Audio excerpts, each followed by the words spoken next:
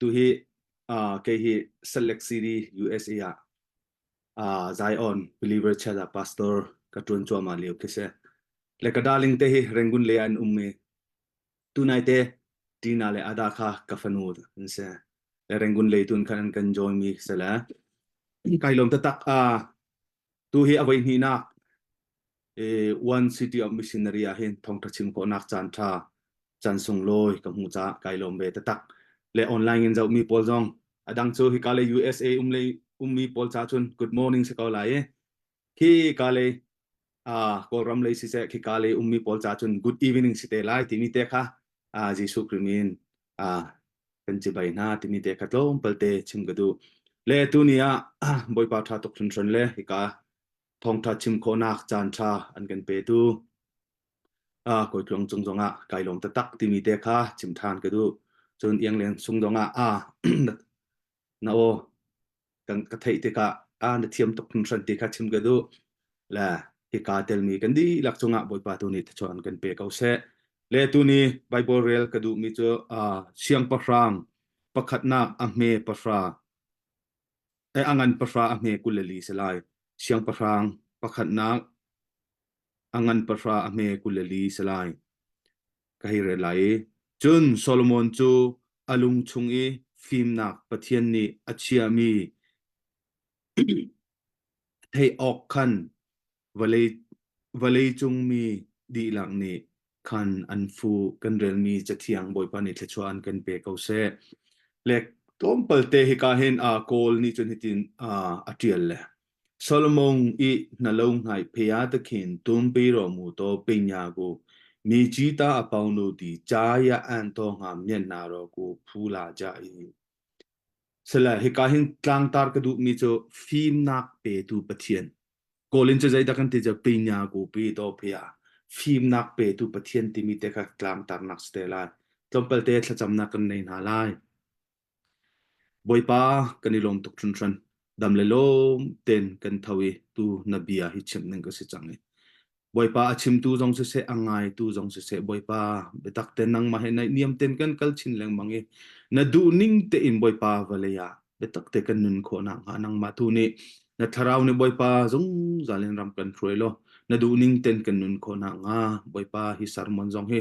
nang ma na sumpar nak se lo achim tu jong se angai tu jong se thachwa kan mu ko na nga zai zong vial ten na kuchunga bun kan boy pa jisu khri min thla kan sam kan pa kan pathian amen se lai hol he chutipin kamhan laula hi ka US ka phan hu tu a hen mi ni chun US a hen mirang hol an chong la ke hi lai hol ka chon chu ma leu sela ke hi ka zati hi min det ka se le falama ka thang le falam kan chung khan ni hin falam hol kan man na ka darling he kani le halka hol ka chong le halka hol he tlom palte te ka thiam pa le ka darling he hin falam hol kan ni man pa kol hol kan man pa le ka fanu te pol he hin mi zau hol kan man na le kan chung khan ni hin 5 in 1 pung sanin kan si te ka hin ka lai hol hi midang hol he chu ani lau la lau le tlom palte te khan na nan ka thei thiam nak ha tlom palte nol nak nei kan du na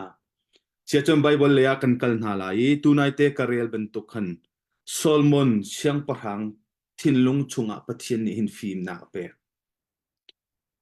le mirani chun god has put in his heart his wisdom te pathian ni hin phim na hi solomon thinlung chunga che te le hi ka hin kan zau te ka hin solomon siang parang si na hin pathian ni ahal le zai dak hin du chem tin arak hal te ka solomon ni pathian si na ale mi chu zai tin dak ale ti si chun boy pa darak bakin phim na rakapelo atilaw boy pa na Israel mi pi hi kapa chan lewin nangma bo chan bu te in ankali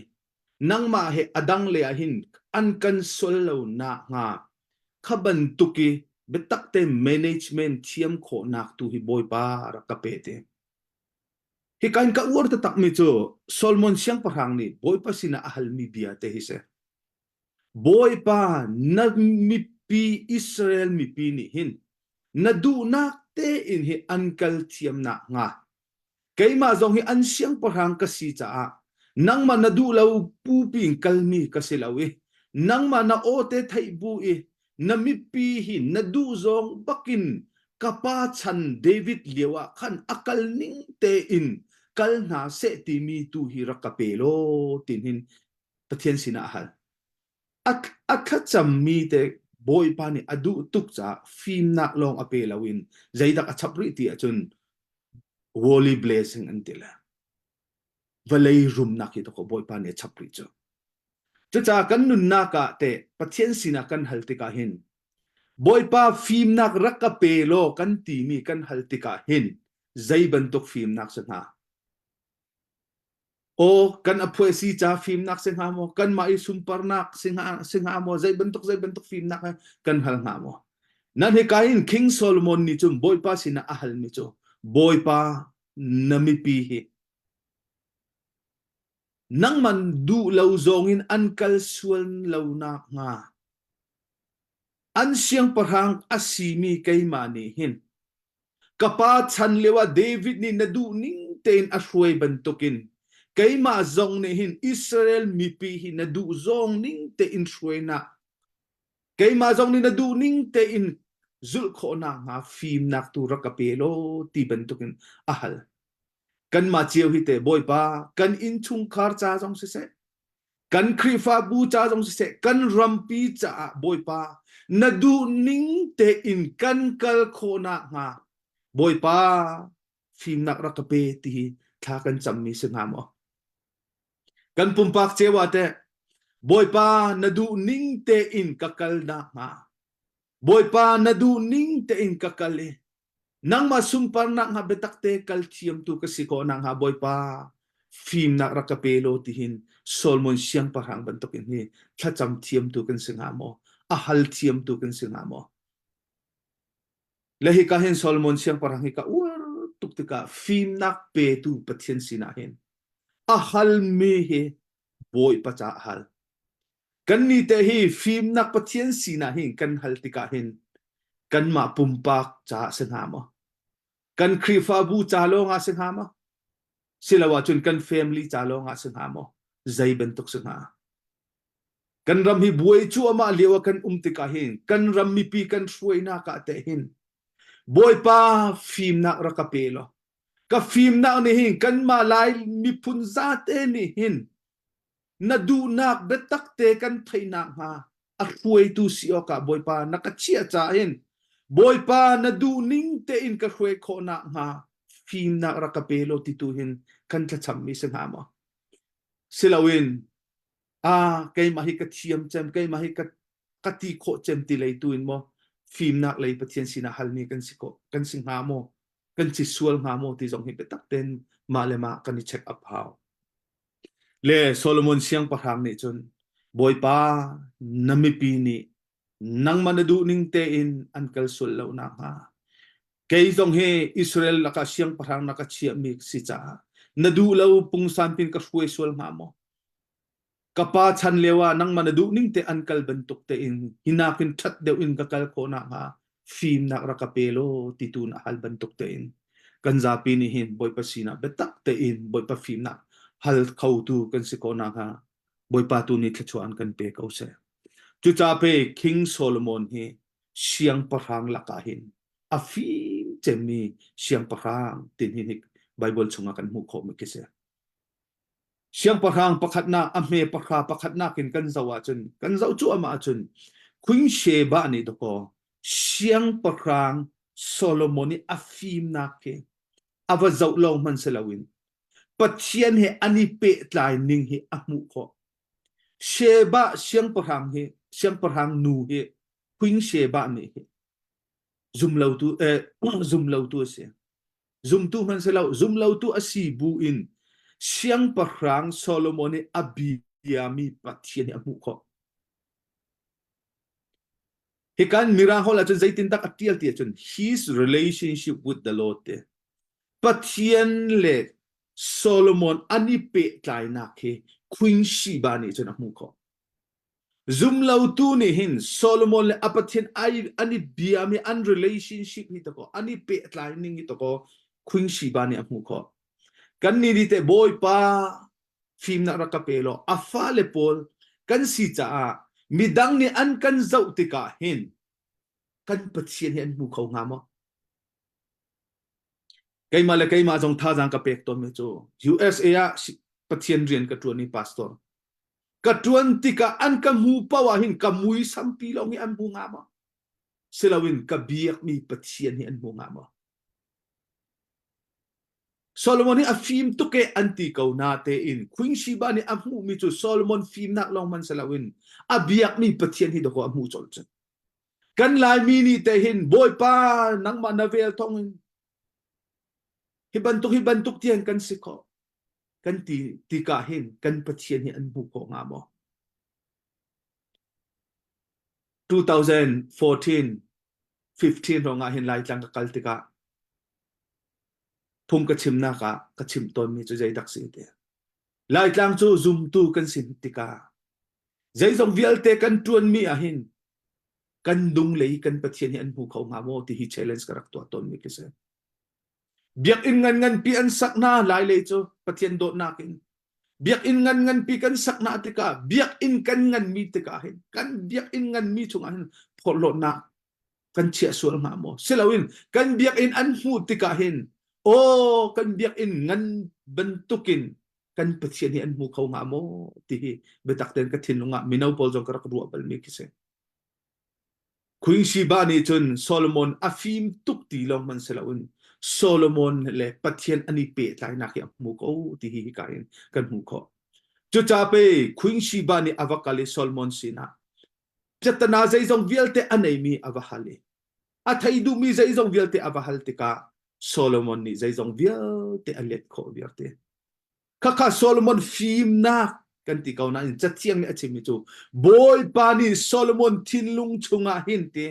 phim na achia ete chu cha tumi phim na ni Solomon ni anei tika boy pa du ning ten Israel mi pi ka ahwe ko na ti kan mu ko chu cha tu liu hi lai rama chu kan boy te tak la kan ma pumpa chewa kan ni tok ding mi chu boy pa hi ka hin leadership na kachia hi ka hin pathian rian tun tu na kachia ti ka hin ka member pol cha hin nang ma philau sul na nga nang mai na du ning ten lam an kal kho na nga boy pa pastor ka si cha a phim na rakapelo ka member ni nang ma na du zong hin kal kho na nga le a pastor sina ka boy pa na kay ma zong ni na du na te ka kal kho na nga phim na rakapelo tituin boy pan hin thacham piak an kan du latin ka zum ka lai le zonga pathian ni hun ki pa hin khong song an kan chia na ka te boy pa lai mi za te ni na athin lung batak te in boy pa thin lung thei te in kal dinga boy pa phim na rakapelo ti hi zoom tu di lak le khong song di lak ne kan thacham ok si ti hi tu ni zonga hin fulfill na ne kan du na Solomon sina Sheba siyang parhang no ni avakal tika zayda ka hu ti kan zawa chun atil zay zong vial te atu aning azawin dako o abiyak mi pathian hi anong mi pathian ti angal chon chon he kahin atial mi chun zaitin di siya chun the food on his table ate balib at siya aning role pol a officially atua mi official poli antut dirning chuti no asarven poli ankal ning pol ka asaw role chan ning pol ankal ning pol asaw hun dako o Solomon siyang parhangi arak film tukte abiyak mi pathian ni pe tchu arak pe to hite tinin ang halsol kan ni te kan bia chimmi kan action ini hi pathian ni umpi mi pathian salpe si cho hi chu pathian ni umpi mi a leaders pe si chu tihin pathian ni hin thei na se ti hi pathian ni an kan du piak me ke se chu bantuk tein Queen Sheba ni chun Solomon siang parang azau tika pathian sal si ti 1 2 3 athai ko dan tokin kan lai mi pathian ni hin tam tu pathian rian tron pol jong se leader tampi jong he an tuan nak chewa hin boy pa ni adir pi peng kau ti hi zung zalin thein ha se ti hi boy pa ni hin an kan du piak mi ke se chu cha hi ka hin pathian ni hin phim nak pe tu pathian ti hi Solomon zong ni anghal apong kami ummi pol zong ni he anghal chu cha pe o pathian ni hin Solomon thinlunga phim na achia bentokin boy pa kan thinlung chunga hin phim na ra kan chia kami phim nak tu ni boy pa kan mi phun le kan rampi he nang ma sumpar naka betak ten froi khau tu kan sikho na nga ti hin betak te thacham ne hi boy pa ni an kan du piak cham me ke se chu cha pathian ni hin khabantuk phim nak zaitin na kan hu kho nga number 1 a zai ta kan to hao bible real pen kan hao boy pa na phim nak chu khoi kan karan ka thei lai ti chun a bible real na kin se ni cheer kan kal na ka hin boy pa ni acha thiang real peng ni hi boy pa ni an kan du piak cham mi ke se taksa lei mana do ko zing lei pawa breakfast lunch dinner kan ai alhai fuan mi zani kan chuk chi ami chu tu zing lei a hin kan du tuk ti lau cha a hi cha atha ti la au chang kan te athar lam ru do taksa cha zong a hi kan ai ban tukin boy pa ni afale di lak ni hin ni cher ama he beru hi boy pa ni an kan du phim na amai phim na he hin valai a hi annun toy te chunga hin kal na se ti hi boy pa ni an kan du piak me ke se chu cha apakhat na ka boy pa bia rel penge boy pa du ning ngal ki boy pa ni an kan du piak chan me ke se chu cha pe Joshua dal khat ame pariata ka bible hi rel pengulo meditate tin hi mirang ni chan mancha ka bia hi chun zan bakin hi ngayu lo relu lo kami bible a bible tang tei pathian o te hi ngai pengin ni cherkal na se te hi boy pa ni an kan du piak cham mi ke se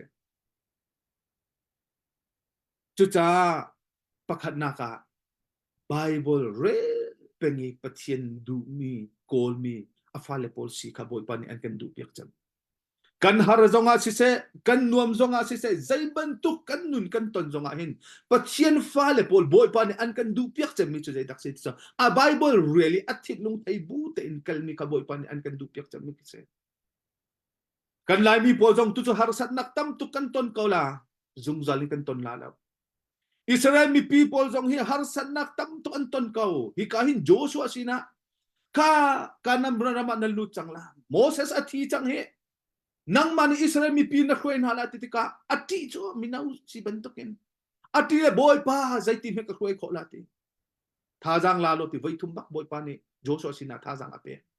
pak phatte long kan chip na chu mi te chu za fa nak ten Joshua kha kha chu nazul bak la ti ka do ko tu nai te ka rel mi si ka bia hi chun zan bak in na rela na thin lung baka na chi alai meditate na tu alai te kapakate long ko pathian ni Joshua sina ahal harsa na nanton zonga Israel mi people ni zai bantuk nanton nak zai bantuk nan umna kabia hi real peng ulo kadu ning ten kal peng ulo ti hi Joshua sina pathian ni ahal mi se chu bantuk te in tu liwa chen harsat nak ton liwa boy pa ni harsat nak kan ton zonga si se zai bantuk kan ton zonga si se afale pol ni abia he real pengi adu ning te zul ka boy pa ni an kan du piak cham me kise abia tak te ummi a o te ngai bu ten a fale pol ni circle he boy pa ni an kan du piak cham me kise ka kapakhat nak sa apan hi na ka boy pa ni abia real di no zai dak an kan du ri ti sun ama he hoi kom hi boy pa ni an kan du cham me kise hoi kom hi to ko bathian ni an kan du cham bak me se chu cha pe pathian ni hin ka fale pol ni hin kai ma he berwa ti du to ka fale pol ni zaitin tika me bia akaru lai ti hi boy pa ni hin aham leng ma a fale pol ni bia ruwa hi to ko pathian ni an kan du ni chu cha pe mathai dal sari ame pasari halulo kan pek na la kolulo nan hula nan kinga chon on nan sila tin a chim cho ka fale pol kaban kan pharna hi kai ma he biaru tiu si zai bantukin har sat nak nan ton chang rau kai ma sina rau lo nan zai zong bia te harsat nak nan ni song ke kai mana na rakat chem dia ula nan harsat nak ummi pol cho to pai ke situ kan hon piak nala nan hal mi pol kan hon piak nala kai ma sinarau tini boy pani petak te amma he sai kan tinga berwa ding to ko boy pani an kan du piak cham me kisa chu cha boy pa he betak tem berwa ding ki boy pani an kan du cha thacham nun hi kan ne chu cha lai mi sinahin thacham nun kan ti le mirang ni prayer an ti he thacham ti baka chun pung san dak pin hi kan mu ton le boy pani chun afale pol thacham nun ti asulam chu jai taksi ti chun pathian he i chon chau chan pathian he i chon hi kan mani aswai baki swai ding mi hi afale pol hi boy pani an kan du piak chan mak se nungak le tlangwal kan silewa kan daling pole kan i chon mi hi jai tukun dak nuam kan ti ya hello ti hana hi to ko vale a chok kho lo mi sui le ngun nak kan sung loi de un kan chia ka ya jai jin ta hello kan ti hello ti man se lo achatlap te tlom palte an ti le I love you ti te nai to ko kan thot siang lo ya kan chan tling tang baka kan chiai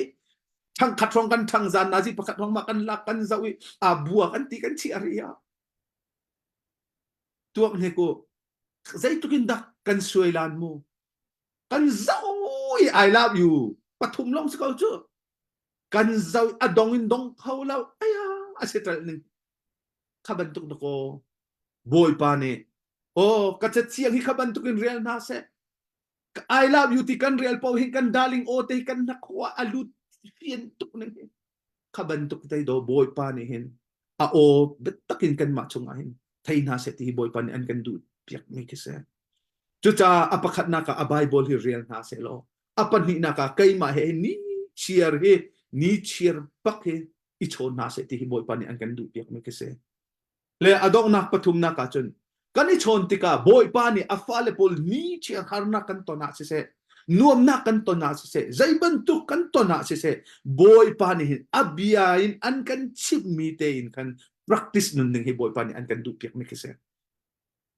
practical life hi boy pani an kan du piak mi kise chu cha boy pa bia kan thai mi har sat na kan ton lai ti boy pani cha ngal chang kami har sat na ka zaiban tukin kan pa khola ti hi boy pani a thai chu cha abia te kan thai mi he kan pa chi a chu kan tai kala Joshua le Moses umtilaw Joshua le amipi Israel mi pini kanang ram lut dinga hen boy pani a fiel mi zai dak si ti a bible real ama he bia chim a chim mi bia ka betak ten har sana aton nak pawakan pa chi kha boy pani du at dok na ka Joshua le Caleb he Israel mi people kanang ram an lut ko kaban tuk te in ko afale pol ni pathian he kan bia e pathian he kan i chon mi te ka kan na ka practice ton ni ka boy pani an kan du piak cham mi kise chu cha tu hi lai mi pol hi har sat na kan ton cho ma ka kan ma e in life sila adok nak sila boy pani chu hi ban to har sat na nan ton lai ti boy pani chu an kan thai piak ka kan thacham mi zo angai ka chu cha himi har sat na ki zaitin da ka fale pol ni lai mi pin an pa chi ko na ngati boy pani chu ama sina hin answer api anai chang chu cha ama he boy pa he bianga e boy pa he ichon ti boy pa he kelti ni do ko practical life kan ti mi kise chu cha lai mi pol betak te har sat na kan ton zonga boy pa bia hi klai e boy pa ichon pengi boy pa bia ning te in kalti ding boy pani an kan du piak chan mi kise chu cha pe boy pani khami pathum kan nun na ka an chia peng sia chun pathian ni zai dak an kan pela thlachu an kan pe pala kha do ko film nak ta takhit zai dak si ti chun proverb dal khat ame pasari na ka pathian ti za hi do ko film nak te the fear of the Lord is the beginning of wisdom pathian ti za hi do ko film nak te si zaitin na kan ti za khola apathian bia kan real how ama he kan ni chon pen how kan ni chon mi boy pani to an kan ti mi kha practical kan to chun boy pani King Solomon sini arod bantukin a film na ka kan tinunga kan rod ti ka chun kan ma zong ni hin zaitik mo na pathian du law ning kan umla law pathian du ning ten kan ma pumpakin kan kala kan family ni kan kala kan krifa bu ni kan kala adok naka kan mipi ni kan kaltika adok naka harasa na kan ton man selo adok naka chun pathian ni an harasa nakin an kan lak lai tainak nuna boy pa ni an kan pe pala chu cha adok naka chim ka du mi chu jai dak se che Solomon siang parang ni amipi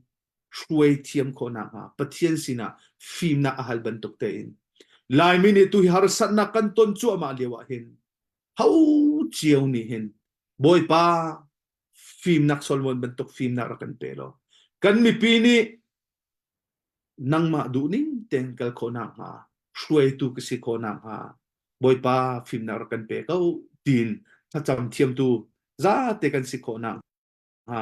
di lak chunga boy pa ni chuan kan pe kau se